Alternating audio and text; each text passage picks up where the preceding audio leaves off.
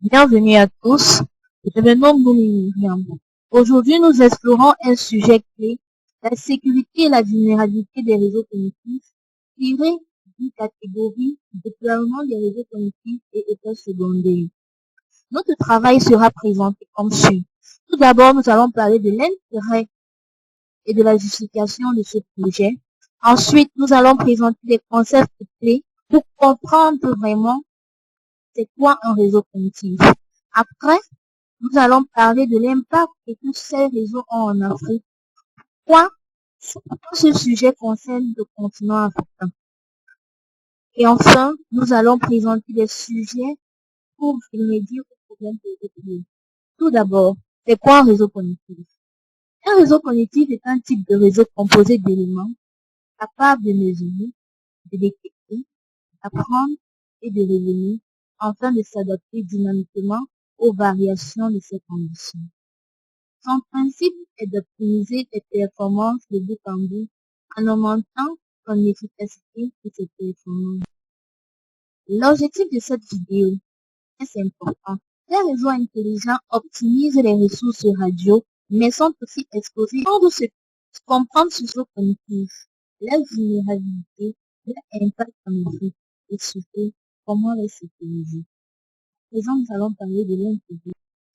Je m'appelle Allocation Croissance, notamment en Afrique, où l'accès aux fréquences est un défi. Pourquoi faut-il les sécuriser? Les cyber ont explosé en Afrique. Elles augmentent de 67% en 2023. Pourquoi faut-il les sécuriser? Les cyberattaques ont explosé en Afrique. Elles augmentent de 67% entre 2020 et 2023, à l'exemple de IT 2023.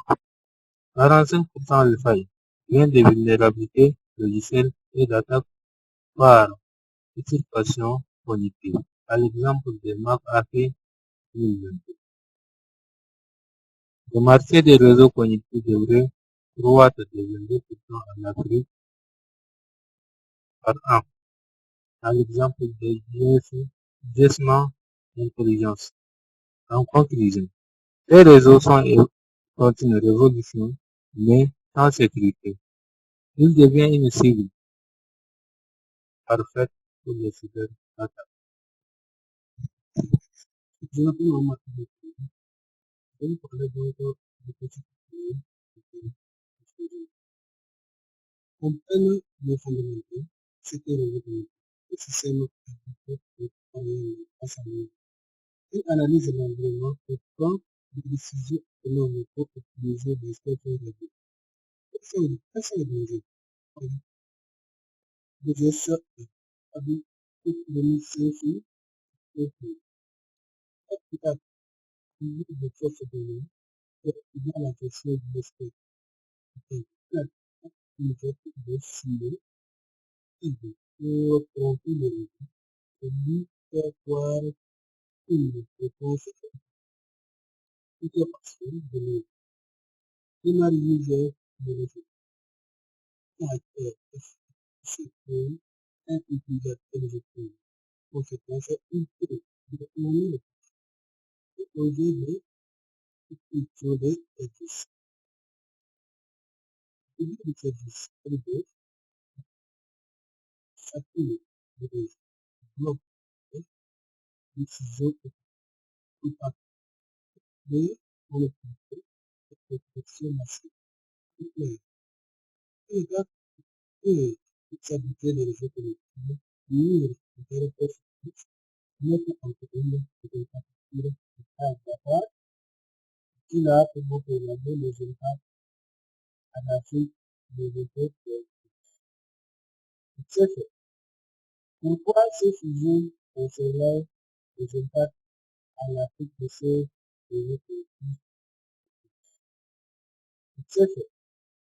Pourquoi ces fusions concernant les impacts à l'Afrique de ces réseaux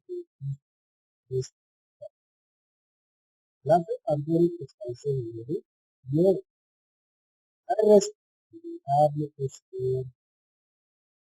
au Il s'est fait plusieurs statistiques, donc ça l'applique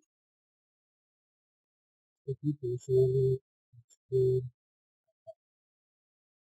là on essaie de voir les statistiques, on se rend compte que quelqu'un peut ne pas de cadre de risques comme le cyberattaque de 2023. En ce qui concerne l'homme comme en réseau collectif sont touchés le gouvernement en niveau de 30% des attaques régionales telles que le de 2023. En ce qui concerne les pertes économiques,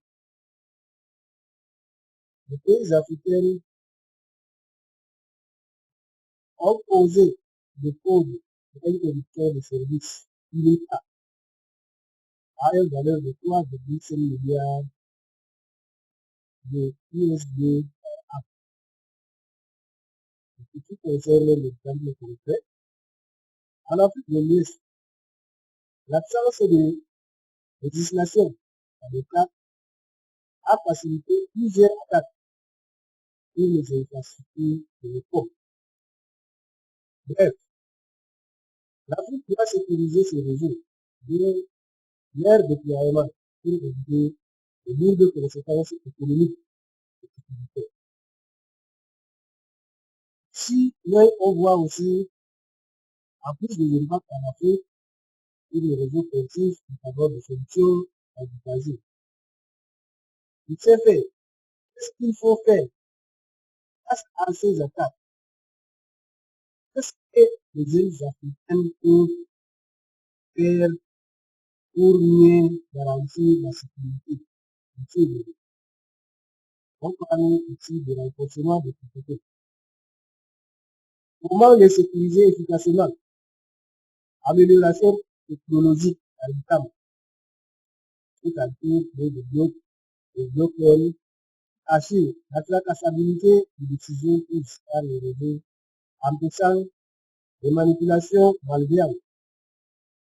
Aussi, nous avons aussi le Federative Learning qui permet à l'IAI d'apprendre sans centraliser les données réduisant le risque de piratage, puisque de nos jours, l'Afrique est envahie par les AI, c'est ça. Mais comment l'utiliser dans le bon sens? Aussi, pour la cryptographie post-quantique, qui permet également la protection des communications contre les attaques sur les ordinateurs quantiques. De nos jours, avec l'évolution du numérique, vraiment, il faut la sécurité. Renforcement des politiques publiques, c'est-à-dire harmonisation des régulations de l'OCDE africaine, exemple l'Union africaine pour la cybersécurité. Il faut qu'ils travaillent. Encouragement de la collaboration entre pays pour partager les meilleures pratiques.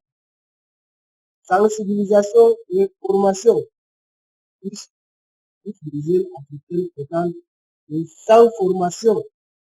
Il faut renforcer la formation. Programme de formation certifiant. Exemple IIT-ARCC pour renforcer les compétences des ingénieurs en cyber IT. Intégration des modules pour les sécurités des réseaux intelligents.